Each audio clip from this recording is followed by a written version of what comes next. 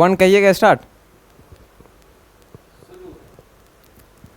चलिए तो hello everyone, welcome to our beautiful channel bright वाला। जैसा कि हमने वीडियो के फर्स्ट पार्ट में जिक्र किया था, उसी तरह आज इसी फेडरलिज्म चैप्टर का सेकेंड पार्ट है और इसमें आज हम लोग पूरा कंप्लीट चैप्टर कवर करेंगे इस सेकेंड पार्ट में। ठीक है, तो स्टार्ट करते हैं इस सेकेंड पार्ट को। तो जैसा कि स्लाइड फर्स्ट में एक पहले भी जिसमें क्लास हुआ था फेडरलिज्म का, उस क्लास में हमने बात करी थी, इससे पहले वाले स्लाइड का बात कर लिया था। जैसा कि आप यहाँ पे देख रहे हो, ये हमने फर्स्ट पार्ट में कवर कर लिया था और सेकेंड पार्ट में इसके आगे मूव करेंगे।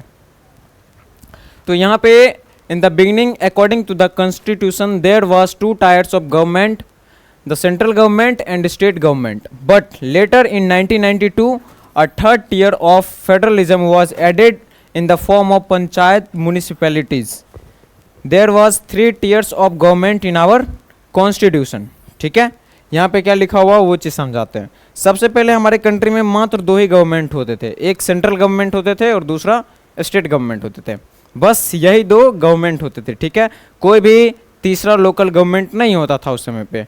ठीक है, बट 1992 के बाद से एक थर्ड टियर ऑफ गवर्नमेंट को भी ऐड कर दिया गया। क्यों? सरकार ने देखा चलो एक और लेवल ऑफ गवर्नमेंट बनाते हैं, इसको ऐड करके देखते हैं क्या कंट्री में और भी ज़्यादा सुधार आ सकता है या नहीं आ सकता है।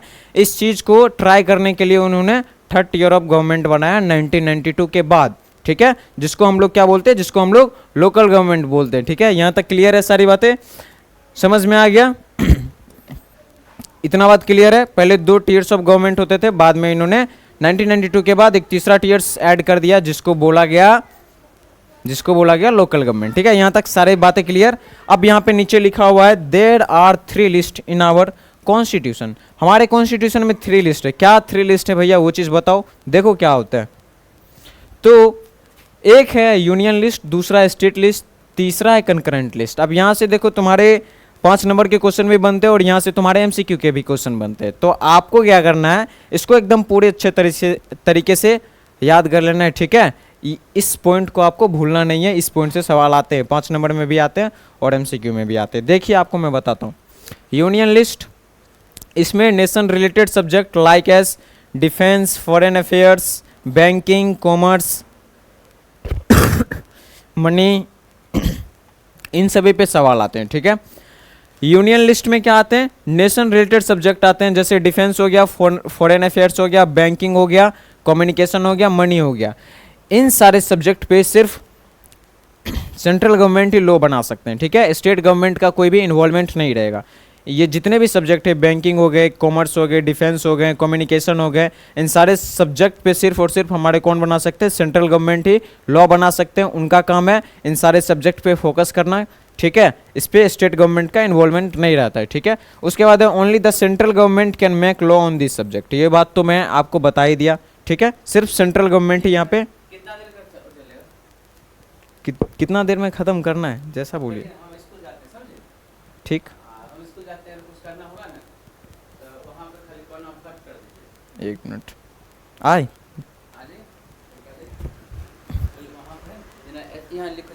स्टॉप है, अभी कुछ नहीं करेगा, अभी कुछ नहीं। स्टॉप करके ऊपर से काट दीजिए। कहाँ पे? स्टॉप कर दिया, ऊपर नाम काट दीजिएगा इधर। हाँ ठीक है, वहाँ जाएगा तब तक कराइए, कुछ ऑफ नहीं करिएगा। ओके सर, लाइट ऑफ कर दीजिएगा, वो लाइट ऑफ कर दीजिए। ठीक। चलिए, तो यूनियन लिस्ट में जितने भी सब्जेक्ट आते हैं, उन सारे सब्जेक्ट पे सिर्फ और सिर्फ सेंट्रल गवर्नमेंट ही लॉ बना सकते हैं। ठीक है, यहाँ तक क्लियर है। अब उसके बाद स्टेट लिस्ट। स्टेट लिस्ट में कुछ कुछ सब्जेक्ट आते हैं, जैसे police, trade, commerce, agriculture, irrigation. ये जितने भी सब्जेक्ट हैं, इन सब्जेक्ट पे सिर्फ और सिर्फ स्टेट गवर्नमेंट ही लॉ बना सकते हैं। इसमें सेंट्रल गवर्नमेंट कुछ भी नहीं करेगा। ठीक है, मतलब आप देख रहे हो, फार्मिंग हो गया या पुलिस हो गया या ट्रेड हो गया, एग्रीकल्चर हो गया, इन सारे सब्जेक्ट पे सिर्फ हमारे स्टेट गवर्नमेंट ही लॉ बना सकते हैं। इसमें सेंट्रल गवर्नमेंट का कुछ भी इन्वॉल्वमेंट नहीं होता है। ठीक है, तो ये सारी चीज़ आपको पता होनी चाहिए। ठीक है, इसको रटा नहीं जाता है, ये चीज़ आपको पता होना चाहिए, क्योंकि आप इस कंट्री में सर्वाइव कर रहे हो, एक कंट्री में आप रह रहे हो। ठीक है, तो आपको ये सारी चीज़ें पता होनी चाहिए, कौन से काम किसके अंदर आता है, ये चीज़ आपको पता होनी चाहिए। ठीक है, यहाँ clear. Only the state government can make law on this subject. ठीक है, ये जितने भी सब्जेक्ट हैं इन सभी सब्जेक्ट पे सिर्फ और सिर्फ स्टेट गवर्नमेंट ही लॉ बना सकते हैं। यहाँ तक क्रिस्टल क्लियर, आगे मूव करते हैं। अब है कंकरेंट लिस्ट। कंकरेंट लिस्ट क्या होते हैं भैया, देखो, common interest related issue like as education, trade union, marriage adoption etcetera. देखो कॉमन इंटरेस्ट रिलेटेड सब्जेक्ट में जैसे आपका आ गया यहाँ पे education, trade union, marriage adoption, ठीक है, ये कुछ कुछ ऐसे सब्जेक्ट होते हैं जिन पे सेंट्रल गवर्नमेंट भी और स्टेट गवर्नमेंट दोनों बना सकते हैं लॉ, ठीक है। मतलब इसमें सेंट्रल गवर्नमेंट कुछ चाहे सुधार करना वो भी कर सकती है, स्टेट गवर्नमेंट को सुधार करना चाहे तो वो भी सुधार कर सकती है, ठीक है। इसमें दोनों का हक बनता है। आपको याद रखना भाई, एजुकेशन है तो एजुकेशन को कौन सुधार सकता है, स्टेट गवर्नमेंट भी उस पर एक्शन ले सकता है और सेंट्रल गवर्नमेंट भी एक्शन ले सकता है। मैरिज पे, मैरिज मतलब शादी विवाह, शादी विवाह पे भी कौन ले सकता है, शादी विवाह के खिलाफ या उसके लिए कुछ रूल रेगुलेशन बनाया जाएगा तो स्टेट गवर्नमेंट भी इन्वॉल्व हो सकता है और सेंट्रल गवर्नमेंट भी इन्वॉल्व हो सकता है, ठीक है। यहाँ तक क्लियर, क्रिस्टल क्लियर, समझ आ गया, चलिए बहुत बढ़िया। अब उसके बाद है both central and state government can make law on this subject, ठीक है, यहाँ समझ में आ गया। आपको यूनियन लिस्ट समझ में आ गया, स्टेट लिस्ट समझ में आ गया, कंकरेंट लिस्ट समझ में आ गया, बधाई हो आपको समझ में आ गया। चलिए अब उसके बाद है ट्रेड यूनियन। ट्रेड यूनियन क्या होता है भैया वो बताओ। देखो ट्रेड यूनियन वर्कर्स का ग्रुप होता है, ठीक है। अगर जैसे मान लो वर्कर्स को राइट नहीं मिल रहा है किसी चीज़ का, ठीक है, मतलब उससे मान लो बदुआ मजदूरी करवा लिया जा रहा है और उसको मात्र 200 रुपया मिल रहा है एक दिन का, ठीक है, ये तो गलत बात हुई भाई। तो ये लोग क्या करते हैं, ट्रेड यूनियन बना के रखते हैं, ठीक है। ये ट्रेड यूनियन क्या होते हैं, ग्रुप ऑफ वर्कर्स होते हैं जो कि क्या करते हैं, सरकार से डिमांड करते हैं, भाई मेरे को इतना कम पैसा मिल रहा है, आप क्या करो, लॉ चेंज करो और मेरे को ज़्यादा पैसा का हक दो। मतलब 200 में मेरा जीवन सर्वाइव नहीं हो पा रहा है, सही से सर्वाइव नहीं कर पा रहे हो, इसीलिए मेरा वो तनख्वाह बढ़ाओ, ठीक है, तनख्वाह बढ़ाओ मेरा, ठीक है, समझ आ गया। तो क्या करता है ये उस पे देखता है। तो देखते हैं यहाँ पे ट्रेड यूनियन क्या है। Trade union is a group of workers or employees intending to maintain employees rights and ensure that they are not discriminated against, ठीक है। वही चीज़ यहाँ पे लिखा हुआ है ट्रेड यूनियन के बारे में, ठीक है। ये लोग ट्रेड यूनियन गवर्नमेंट पे प्रेशर बनाते हैं अपने राइट्स के लिए, अपने अपॉर्चुनिटीज़ के लिए, ठीक है, समझ में आ गया। चलिए ट्रेड यूनियन एक्ट 1926 में लागू किया गया था, ठीक है। कब इम्प्लीमेंट किया गया था, 1926 में, ठीक है। ये इन्फॉर्मेशन, छोटी सी इन्फॉर्मेशन आप याद रख सकते हो, आपके लिए फायदेमंद है। चलिए अब यहाँ पे मैं बात करूँ, what will happen to such subject which do not come under this 3 lines. जैसा कि आपने अभी अभी पढ़ा है, union list, state list, concurrent list, आपने ये 3 लिस्ट पढ़ा है, ठीक है, अच्छी बात है, आपने ये 3 लिस्ट पढ़ा। अब भाई और भी तो देश दुनिया में काम होते हैं, और भी तो सब्जेक्ट होते हैं। अब भाई वो सारा सब्जेक्ट तो आपने इस तीनों में ऐड ही नहीं किया। जैसे हो गया कंप्यूटर पे, हो गया कंप्यूटर टेक्नोलॉजी, इस चीज़ को तो आप ऐड ही नहीं किए इस तीनों सब्जेक्ट में से। ये सारा चीज़ कहाँ गया भैया, उसके बारे में बताओ आप। साइबर सिक्योरिटी, इस सब्जेक्ट को भी आपने इस तीनों सब्जेक्ट में तो ऐड नहीं किया था, ये सारे कहाँ गए भैया बताओ। तो वो सारे सब्जेक्ट जो जो इस तीनों लिस्ट में नहीं आए हैं उनको डाला जाता है रेसिड्यूरी सब्जेक्ट में, ठीक है। नहीं समझ आया, अभी समझ आएगा। पहले ऊपर देखो, what will happen to such subject which do not come under this 3 lines, ठीक है। तो लाइक एज जैसे हो गया space technology, cyber security, computer technology, this subjects are not in any list. जैसा कि मैंने आपको बताया था, ठीक है, स्पेस हो गया, टेक्नोलॉजी हो गया, साइबर सिक्योरिटी हो गया, कंप्यूटर टेक्नोलॉजी, ये तीनों जो हैं इस तीनों लाइन में से किसी में भी नहीं आते। तो पूछोगे भैया किस में आते हैं, वो चीज़ बता दो, देखो किस में आते हैं। अब यहाँ पे लिखा हुआ 2 subject, they are not came in any list called residuary subject, ठीक है, स्टार मार्क कर लो, यहाँ से भी 2 नंबर में क्वेश्चन बनता है, ठीक है। रेसिड्यूरी सब्जेक्ट बोलते हैं वैसे सब्जेक्ट को जो सब्जेक्ट नहीं आते हैं, यूनियन लिस्ट में भी नहीं आते हैं, स्टेट लिस्ट में भी नहीं आते, कंकरेंट लिस्ट में भी नहीं आते, ठीक है, उसको बोला जाता है रेसिड्यूरी सब्जेक्ट, ठीक है। समझ में आ गया, जो जो सब्जेक्ट इस तीनों में नहीं आते वो आते हैं रेसिड्यूरी सब्जेक्ट, ठीक है, क्लियर है। आगे मूव करते हैं। Only state government can make law on this residuary subject, ठीक है। अब जो रेसिड्यूरी सब्जेक्ट में मैंने साइबर सिक्योरिटी का बात किया था, कंप्यूटर टेक्नोलॉजी का बात किया था, ठीक है, स्पेस के बारे में बात किया था, ये सारे पे कौन लॉ बना सकते हैं, सिर्फ और सिर्फ सेंट्रल गवर्नमेंट लॉ बना सकते हैं, इसमें स्टेट गवर्नमेंट का कोई भी इन्वॉल्वमेंट नहीं रहेगा, ठीक है, समझ में आ गया, बहुत अच्छी बात, ठीक है। रेसिड्यूरी सब्जेक्ट पे कौन बना सकते हैं law, only for central government, और कोई नहीं बना सकता है, ठीक है, यहाँ तक क्रिस्टल क्लियर। चलिए अबे what is quasi federal structures, भैया ये क्वासी फेडरल स्ट्रक्चर्स क्या होता है भैया, मेरे को तो कुछ समझ नहीं आता यार, ये क्या होता है क्वासी फेडरल स्ट्रक्चर, मैंने तो नाम भी पहली बार सुना। अरे भाई देखो घबराना नहीं है तेरे को, ठीक है, तेरे को मैं बता रहा हूँ। देखो क्वासी फेडरल स्ट्रक्चर्स वैसा गवर्नमेंट का स्ट्रक्चर जिसमें पावर शेयर होता है सेंट्रल गवर्नमेंट से स्टेट गवर्नमेंट में, ठीक है, बट स्टेट गवर्नमेंट सबऑर्डिनेट होता है सेंट्रल गवर्नमेंट के अंदर। समझ में आ गया?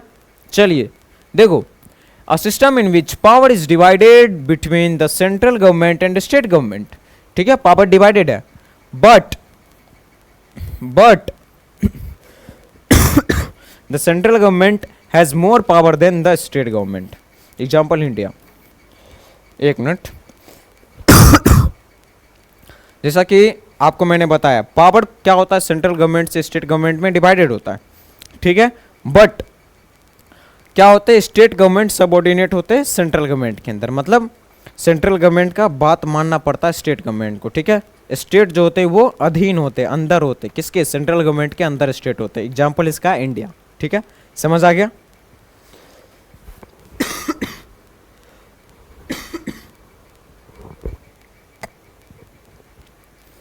चलिए मूव करते हैं। अब यहां पे all subjects of India does not have equal power, ठीक है, हमारे इंडिया की बात की जा रही है। हमारे इंडिया में हर एक सब्जेक्ट के पास इक्वल पावर नहीं होता है, सॉरी सब्जेक्ट बोल दिया मैंने, स्टेट। हमारे इंडिया में हर एक स्टेट के पास इक्वल पावर नहीं होता, unequal power distribution in India, ठीक है, वो चीज मैं आपको बताता हूं। जैसे हो गया अरुणाचल प्रदेश, नागालैंड, मिजोरम, असम, ये चार ऐसे स्टेट हैं जिनके पास स्पेशल पावर होता है अदर स्टेट से, ठीक है।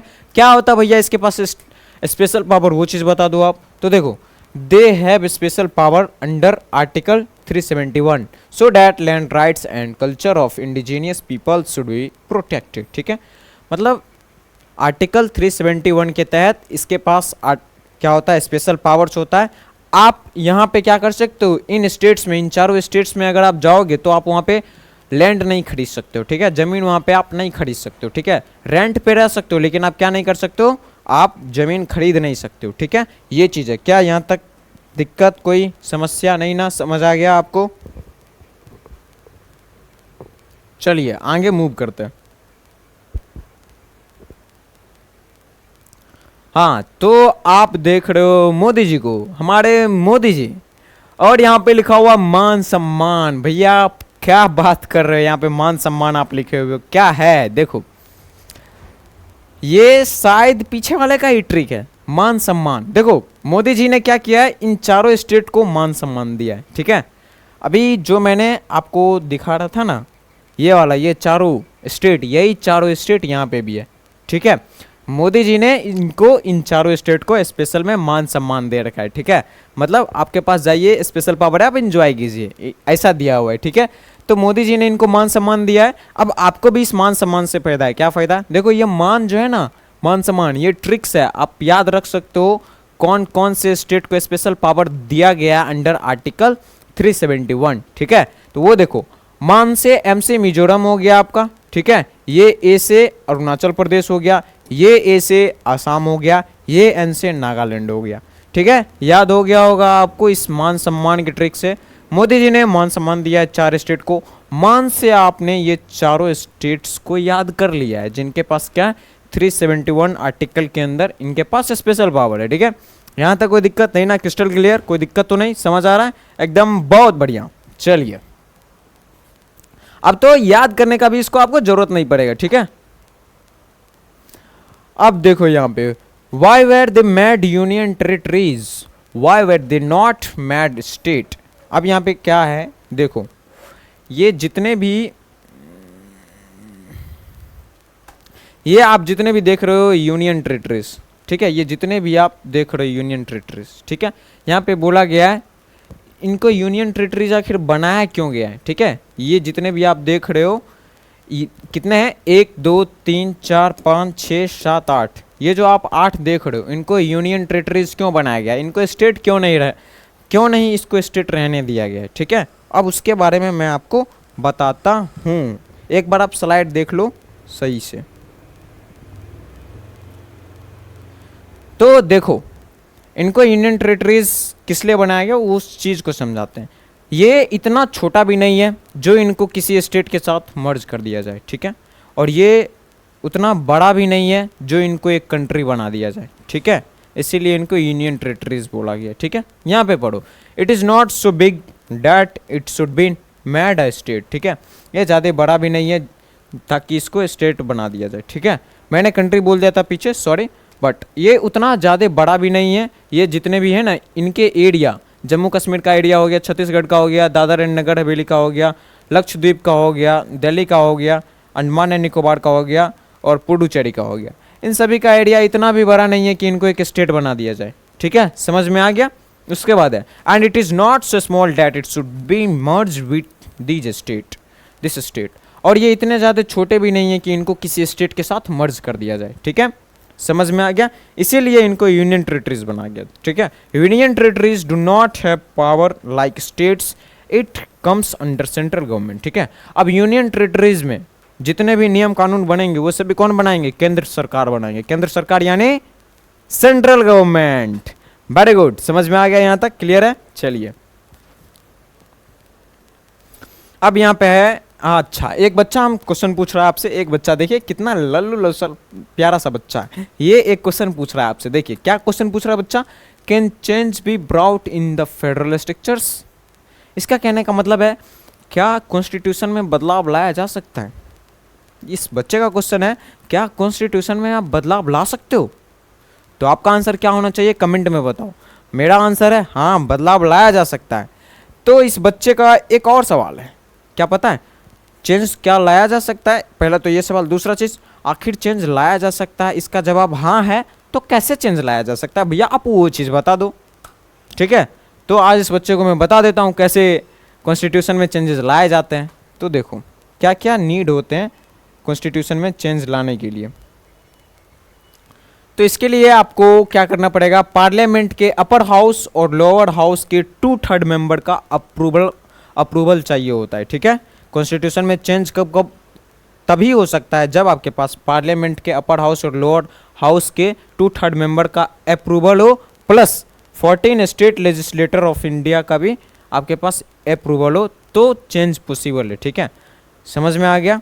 आपके पास 2/3 member of upper house and lower house का अप्रूवल चाहिए होता है और 14 स्टेट लेजिस्लेटर का अप्रूवल चाहिए होता है, उसके बाद कोई भी चेंजेस पॉसिबल है, ठीक है, समझ आ गया यहाँ तक, वेरी गुड।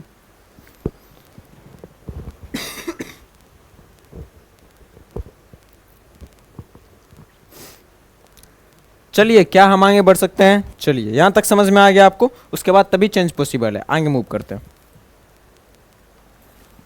अब यहाँ पे हाउ इज फेडरलिज्म प्रैक्टिस, मतलब फेडरलिज्म कैसे हमारे कंट्री में प्रैक्टिस किया गया, इसका एक भाई आप रियल एग्जांपल भी दो। देखो तो यहाँ पे देखो, linguistic states are those states which divide on the basis of language, example Gujarat, Punjab, etc. देखो लिंग्विस्टिक स्टेट क्या होता है, लैंग्वेज के बेसिस पे स्टेट बना दिया गया, ठीक है। हमारे कंट्री में बहुत सारे लोग रहते थे, पंजाबी, गुजराती, हिंदी भाषी, बहुत सारे लोग हमारे यहाँ रहते हैं, अलग अलग different language speaking people lives in our country, ठीक है। तो देखो तो अलग अलग लैंग्वेज बोलने वाले हैं कंट्री, मतलब अलग अलग लैंग्वेज बोलने वाले पीपल्स हैं हमारे इंडिया में, ठीक है। तो क्या कर दिया गया ना, गवर्नमेंट ने अलग अलग सभी को जगह दे दिया, ठीक है, अलग अलग सभी को स्पेस दे दिया गया। मतलब आप अगर पंजाबी बोलने वाले हो तो सभी पंजाबी लोग, आप लोग एक स्टेट में रहोगे, अलग स्टेट में, ठीक है। इससे सारे पंजाबी लोग खुश रहेंगे, अलग रहेंगे, सभी अपने भाई बंधुओं के साथ रहेंगे, अलग जगह पे रहेंगे, अलग स्टेट में रहेंगे, मस्त रहेंगे, ठीक है। इसी तरह गवर्नमेंट ने बोला अगर आप गुजराती हो तो आपको एक अलग स्टेट बना दिया जाएगा, ठीक है। आप सारे गुजराती भाई बहन आपस में साथ रहेंगे, एकदम हंसी खुशी रहो, ठीक है। तो लोग हंसी खुशी से रह पाए, अपने लैंग्वेज, अपने जो उसके तरह जो लैंग्वेज बोलते हैं, मतलब गुजराती पीपल और भी जो हैं उनके जितने भी लोग हैं जो गुजराती बोलते हुए सारे आपस में क्या रह सकें, एकजुट रह सकें, आप आराम से सुखी रह सकें। इसीलिए उन्होंने क्या किया, लिंग्विस्टिक स्टेट बनाया गया, ठीक है, समझ में आ गया।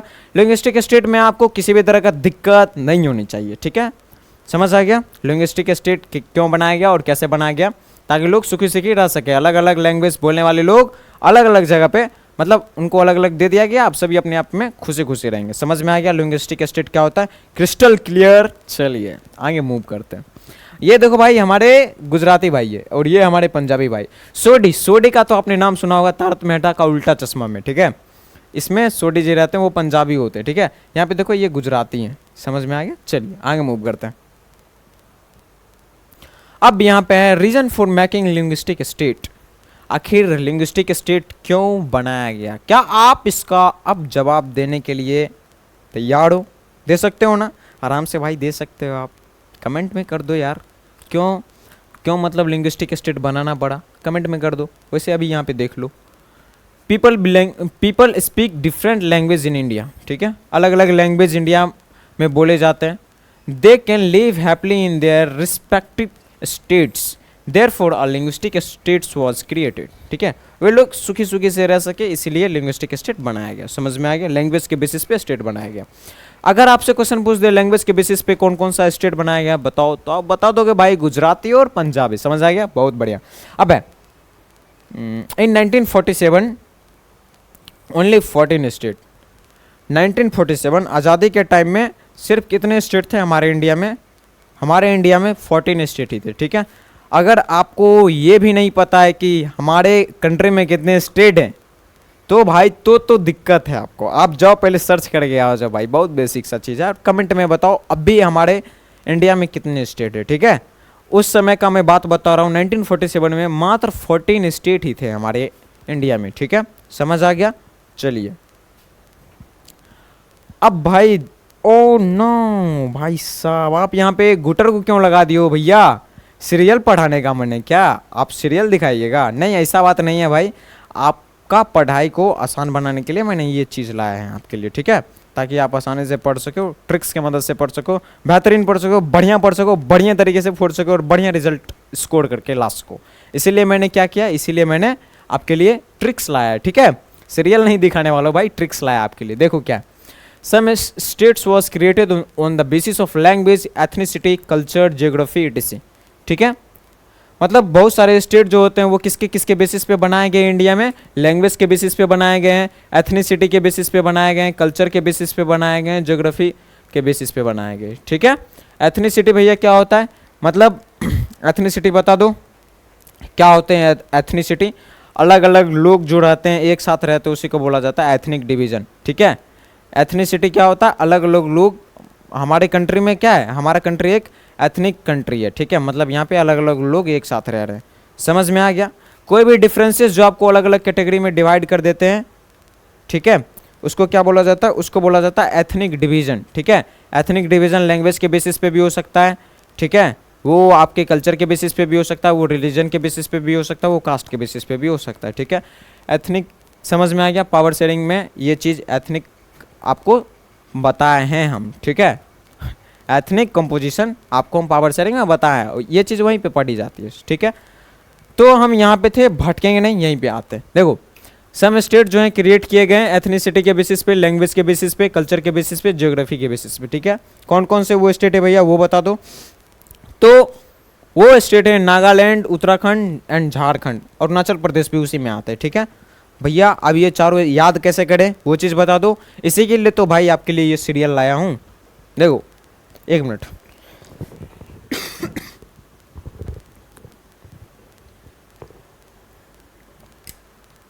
उसी चीज़ को याद करने के लिए मैंने आपके पास ये गुटर गु लगाया है, ठीक है। अब ये जो है ना नागालैंड, उत्तराखंड, झारखंड, आप इसको याद कर सकते हो आसानी से।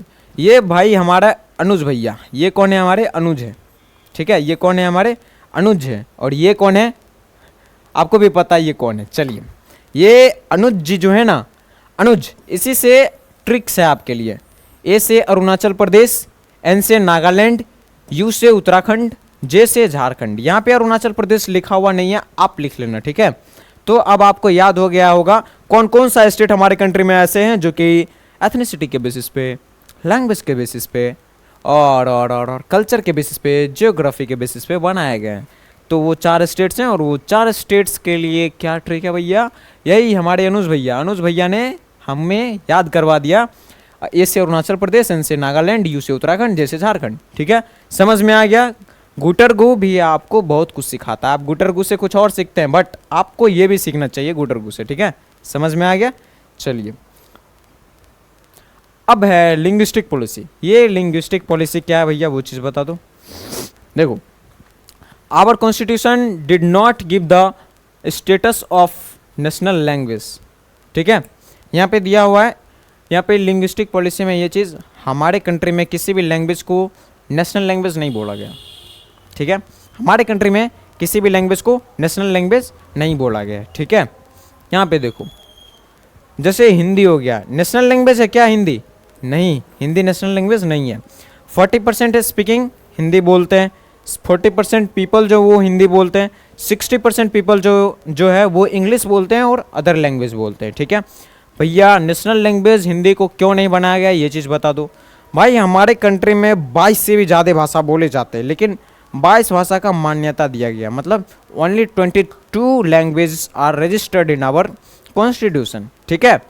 तो हमारे कंट्री में बहुत सारे लैंग्वेज बोलने वाले लोग रहते हैं, अगर हम किसी एक को नेशनल लैंग्वेज दे देंगे तो दूसरे लैंग्वेज वाले को कष्ट हो जाएगा।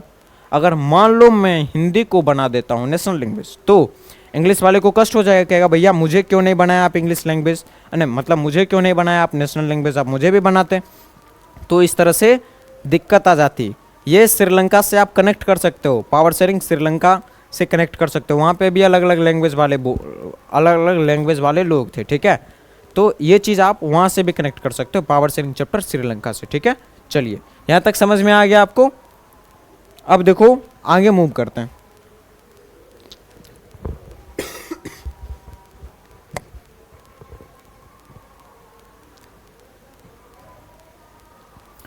अब है 22 language spoke in our country, so it is called scheduled language, ठीक है। हमारे कंट्री में 22 लैंग्वेज को रजिस्टर्ड किया गया है, ठीक है, और इस 22 लैंग्वेज को बोला जाता है शेड्यूल्ड लैंग्वेज। बस बहुत सिंपल है भैया, याद हो गया, ऐसे ही याद हो गया। चलिए 2 official language Hindi and English. हमारे फिर से सुन लो, एक भी नेशनल लैंग्वेज नहीं है हमारे कंट्री में, हमारे कंट्री में ऑफिशियल लैंग्वेज है, नॉट नेशनल लैंग्वेज, ठीक है, समझ आ गया। कौन कौन से ऑफिशियल लैंग्वेज है? 2 ऑफिशियल लैंग्वेज है, हिंदी एंड इंग्लिश, समझ में आ गया, हिंदी और इंग्लिश है। यहाँ तक क्लियर, क्रिस्टल क्लियर। आगे मूव करते हैं। अब है तमिलनाडु इंसिडेंट्स। देखो ये तो आपको मैंने बता दिया। अब देखो, आप पहले जिस तरह मैंने आपको बताया हिंदी को नेशनल लैंग्वेज क्यों नहीं बोला गया, क्योंकि इससे कन्फ्लिक्ट राइज हो जाता, उसी के बेसिस पे एक यहाँ पे दिया हुआ है, एक इंसिडेंस दिया हुआ है, तमिलनाडु के इंसिडेंस दिया हुआ है, ठीक है। तमिलनाडु का इंसिडेंस क्या है भैया, वो चीज़ बता दो आप। तो देखो 1965 में क्या हुआ था, uses of English was discontinued for official purpose, ठीक है। सरकारी कामों के लिए इंग्लिश का जो यूज किया जाता है उसको डिसकंटिन्यू कर दिया गया था, ठीक है। अब उसके बाद देखो, non Hindi speaking peoples start opposing government for this step, ठीक है।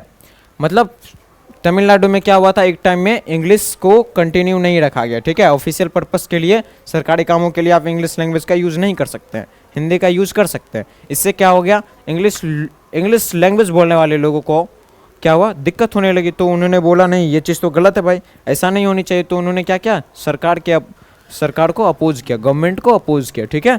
अब उससे क्या हुआ, इसका रिजल्ट क्या हुआ, अपोज करने से इसका रिजल्ट होता है central government agree to continue English along with Hindi for official purposes, ठीक है। सेंट्रल गवर्नमेंट एग्री होते हैं, चलो भाई हिंदी के साथ इंग्लिश लैंग्वेज में भी ऑफिशियल वर्क होगा, ठीक है। यहाँ तक क्लियर है। चलिए मज़ा आ गया, अच्छी बात है। अब सेंटर स्टेट रिलेशन, भैया ये सेंटर स्टेट रिलेशन क्या है, उसका रिलेशन, नो भाई सेंटर स्टेट रिलेशन है। देखो आफ्टर इंडिपेंडेंस के बाद क्या हुआ था, only one party ruled at the centre and state, only Congress, ठीक है। इंडिपेंडेंस होने के बाद उस समय पे एक ही पार्टी चलती थी इंडिया में, उसका नाम था कांग्रेस, ठीक है। उन्हीं का दबदबा था पूरा कंट्री पे, सिर्फ और सिर्फ कांग्रेस का दबदबा था, ठीक है। तो देखो, if another party come in elections then party was suppressed by central government, ठीक है। अगर दूसरे पार्टी आते थे, इलेक्शंस में आते थे, तो इनको क्या कर दिया जाता था, दबा दिया जाता था कांग्रेस के द्वारा, क्योंकि एक वही उस समय पे पावरफुल पार्टी था, इसीलिए वो किसी दूसरे पार्टी को इलेक्शंस में आने ही नहीं देता था, ठीक है, कभी भी जीतने नहीं देता था, ये चीज़ होता था, ठीक है। अब देखो इन 1919 कोलिशन गवर्नमेंट वाज फॉर्म, ठीक है, because no single party got clean majority in Lok Sabha elections. 1990 के दौरान क्या हो गया, लोकसभा इलेक्शन में किसी को भी क्लीन मेजोरिटी नहीं मिला था, ठीक है। ये जो हमारा कांग्रेस पार्टी था इनको क्लीन मेजोरिटी नहीं मिला था, ठीक है, तो इनको बनाना पड़ गया कोलिशन गवर्नमेंट, ठीक है। So many parties together form a coalition government at central level, ठीक है। अब वो पार्टी अकेला तो जीता नहीं, तो सेंट्रल मतलब कोलिशन गवर्नमेंट बनाया। कोलिशन गवर्नमेंट में क्या होता है, अलग अलग पार्टी आपस में आते हैं और पावर को शेयर करते हैं और एक कोलिशन गवर्नमेंट बनाते हैं, ठीक है। समझ में आ गया आपको। Gradually the relation between central and state government as well, धीरे धीरे क्या हुआ, सेंट्रल गवर्नमेंट और स्टेट गवर्नमेंट के बीच में रिलेशन अच्छे तरीके से बनने लगा, ठीक है। कोलिशन गवर्नमेंट एक बार फिर से पूछा जाता है, 2 मार्कर में आपसे पूछ लिया जाएगा क्या होता है। तो डिफरेंट पॉलिटिकल पार्टी आते हैं और क्या करते हैं, अपने पावर्स को शेयर करते हैं और गवर्नमेंट बनाते हैं, इसी चीज़ को बोला जाता है कोलिशन गवर्नमेंट, ठीक है। याद रखना, एग्जाम पर्पस से इंपॉर्टेंट है। चलो अब मैं बात करूं डिसेंट्रलाइजेशन ऑफ इंडिया, इंडिया का डिसेंट्रलाइजेशन का बात करूं। भैया ये डिसेंट्रलाइजेशन क्या होता है, देखो जब सेंट्रल गवर्नमेंट से पावर लेकर के स्टेट गवर्नमेंट को दिया जाता है और स्टेट गवर्नमेंट का पावर ट्रांसफर कर दिया जाता है लोकल गवर्नमेंट में, तो इसी चीज़ को बोला जाता है डिसेंट्रलाइजेशन, ठीक है। नहीं समझ आया भैया, फिर से बता दो। देखो स्टेट गवर्नमेंट और सेंट्रल गवर्नमेंट से पावर लेकर के जब लोकल गवर्नमेंट को दे दिया जाता है तो इसी चीज़ को बोला जाता है डिसेंट्रलाइजेशन, ठीक है। देखो when power is taken away from the central and state level of government and given local government called decentralization, ठीक है। डिसेंट्रलाइजेशन भी आपको 2 मार्कर में पूछा जाता है, इसलिए आप इनको याद रखना, ठीक है। समझ आ गया। चलिए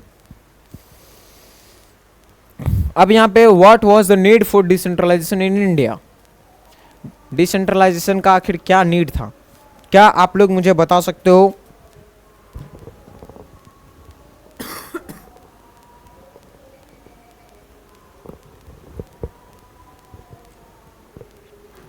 डिसेंट्रलाइजेशन का क्या नीड था, क्या आप लोग मुझे बता सकते हो।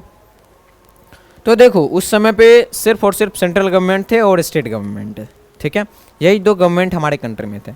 तो क्या इतने बड़े आबादी को संभालना पॉसिबल है, क्या 2 टायर्स ऑफ गवर्नमेंट संभाल सकते हैं पूरे आबादी को, नहीं ना। अगर लोकल गवर्नमेंट होंगे तो वो लोगों के प्रॉब्लम्स को और अच्छे तरीके से जानेंगे, ठीक है। लोकल गवर्नमेंट होंगे तो अपने लोकल एरिया के लोगों के प्रॉब्लम को और अच्छे तरीके से जानेंगे, वो पीपल से ज़्यादा कनेक्टेड होंगे, तो इनसे क्या होगा, हम ज़्यादा लोगों को क्या मिलेगा, फ़ायदा मिलेगा, ठीक है। तो क्या अच्छा रहेगा, एक 3rd टियर ऑफ गवर्नमेंट होना अच्छा रहेगा। तो वही चीज़ यहाँ पे पूछा गया, what was the need for decentralization in India, decentralization का क्या नीड है। तो देखो because the local government has better understanding of local area but initially decentralization not so much efficient, ठीक है। यहाँ पे बोला गया है वही चीज़ बोला गया है, लोकल गवर्नमेंट जो होंगे वो लोकल एरिया के प्रॉब्लम्स को अच्छे तरीके से जानेंगे, वहाँ के लोग को अच्छे तरीके से जानेंगे, ठीक है। उनको समझ होगी यहाँ के लोग कैसे हैं, क्या प्रॉब्लम चल रहा है, उनसे बेटर स्टेट गवर्नमेंट नहीं जान सकता है, लोकल गवर्नमेंट से बेटर स्टेट गवर्नमेंट नहीं जान सकता है, सेंट्रल गवर्नमेंट नहीं जान सकता है, ठीक है। इसीलिए डिसेंट्रलाइजेशन का जरूरत पड़ा, ठीक है। यहाँ तक आपको समझ में आ गया। चलिए अब देखो इन 1992 मेजर स्टेप्स वे टेकन टुवर्ड्स डिसेंट्रलाइजेशन, ठीक है। अब देखो बट क्या हुआ था ना, ये चीज़ तो ठीक था लेकिन ज़्यादा पावर नहीं दिया जा रहा था। जो डिसेंट्रलाइजेशन हुआ ना उसमें एफिशिएंट पावर लोकल गवर्नमेंट को नहीं मिल रहा था, तो ठीक है। तो उसी के लिए 1992 में कुछ स्टेप्स लिए जाते हैं, उससे क्या होता है डिसेंट्रलाइजेशन को बूम करने के लिए कुछ स्टेप्स लिए जाते हैं 1992 में, ठीक है। क्या क्या स्टेप्स लिए जाते हैं वो देखो। Constitutionally mandatory to hold regular elections at local level, ठीक है। लोकल लेवल्स पे क्या है, आपको रेगुलर इलेक्शन हेल्ड करना पड़ेगा, ये चीज़ कर दिया गया था डिसेंट्रलाइजेशन में, ठीक है। क्या पावर दिया गया, रेगुलर इलेक्शन होल्ड करना है, पहला चीज़। दूसरा, seats are reserve for backward classes, backward classes के लिए सीट रिजर्व कर दी गई, ठीक है, जैसे SC ST OBC, ठीक है। 1/3 seats are reserved for women at local level, ठीक है। और वुमेन के लिए भी, महिलाओं के लिए भी 1/3 सीट रिजर्व कर दी गई थी लोकल लेवल्स पे, ठीक है। तो ये सारे स्टेप्स लिए गए थे डिसेंट्रलाइजेशन को और भी ज़्यादा इंप्रूव करने के लिए। उसके बाद an independent body state election commission has been created to conduct panchayat and municipal election, ठीक है। और एक इंडिपेंडेंट बॉडी भी बना दिया गया जिसे स्टेट इलेक्शन कमीशन बोलते हैं। स्टेट इलेक्शन कमीशन, ये इनका क्या काम था, इनका काम था ये पंचायत एंड म्यूनिसिपल इलेक्शंस को रेगुलर होल्ड करवाते थे, ठीक है। ये स्टेप्स लिया गया, बहुत ही अच्छा स्टेप्स था। State government are required to share powers and revenue with local government, ठीक है। स्टेट गवर्नमेंट से पावर शेयर कर रहे थे, ठीक है, और रेवेन्यू कर रहे थे लोकल गवर्नमेंट में। कैसा क्या क्या फ़ायदा हो रहा है, कितना नुकसान हो रहा है, ये बनाने से क्या हो रहा है, लोकल गवर्नमेंट बनाने से क्या इम्पैक्ट पड़ रहा है, ये सारा चीज़ का रेवेन्यू लेते थे ये। चलिए अब a third tier of democracy becomes more powerful and effective, ठीक है। अब ये जब थर्ड टायर को पहली बार प्रैक्टिस किया गया था इंडिया में 1992 के बाद, तो ये बहुत ज़्यादा पावरफुल और इफेक्टिव लगा, ठीक है। गवर्नमेंट को अच्छा लगा, ठीक है, मतलब इससे बहुत ज़्यादा सुधार हो पाया लोगों में, ठीक है। तो इसीलिए थर्ड टायर ऑफ गवर्नमेंट को हमेशा हमेशा